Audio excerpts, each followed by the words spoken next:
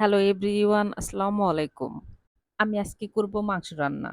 মাংস রান্না করার জন্য ১ম এ আমি মসলা তৈরি করে নেব।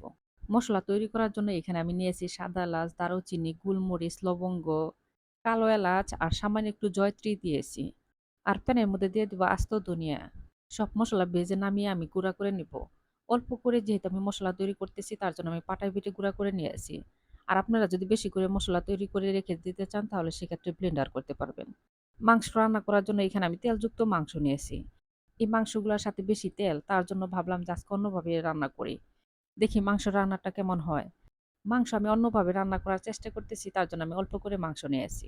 মাংস সিদ্ধ করার জন্য মাংসের মধ্যে আমি পানি দিয়ে দিয়েছি, আর দিয়ে দিয়েছি হলুদের গুঁড়া, শুকনা মরিচের গুঁড়া আর দিয়ে দিয়েছি লবণ।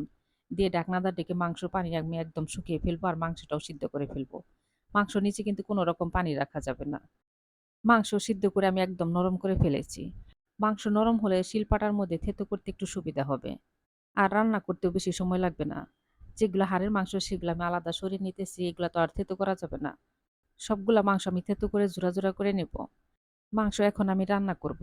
রান্না করার জন্য প্যানের মধ্যে আমি দিয়ে দিব সয়াবিন তেল। তেলের মধ্যে দিয়ে দিব পেঁয়াজ কুচি, আর দিয়ে দিব কাঁচামরিচ, আর দিয়ে দিব তেজপাতা, দারুচিনি, সাদা এলাচ। মাংস রান্না করার জন্য এক্সট্রা আমি আর কোনো মসলা দিব না। যেহেতু মসলা আমি আগে ভেজে গুঁড়া করে নিয়েছি। পেঁয়াজ কাঁচামরিচ তেলের মধ্যে ভেজে নিয়েছি। যেন পেঁয়াজের কাঁচা গন্ধ না থাকে ঠিক আমি এরকম করে ভেজে নিয়েছি। এখন আমি দিয়ে দিব ৩ চামচ রসুন বাটা আর দিয়ে দিব ৩ চামচ আদা বাটা। আদা রসুন তেলের মধ্যে আমি ভেজে নিব যেন আদা রসুনের কাঁচা কোনো গন্ধ না থাকে। আদা রসুন তেলের মধ্যে ভেজে নিয়ে এখন আমি দিয়ে দিব সামান্য একটু পানি। আর দিয়ে দিব এখন আমি স্বাদ মতো লবণ, আর দিয়ে দিব ১.৫ চামচ শুকনা মরিচের গুঁড়া। আর দিয়ে দিব ১/২ চামচ হলুদের গুঁড়া, আর দিয়ে দিব ১ চামচ ধনিয়ার গুঁড়া, আর ২ চামচ ভাজা জিরার গুঁড়া দিয়ে দিব। জিরার গুঁড়া আমি একটু বেশি করে দিলাম। আর জিরা ভেজে তারপরে কিন্তু গুঁড়া করে দিতে হবে।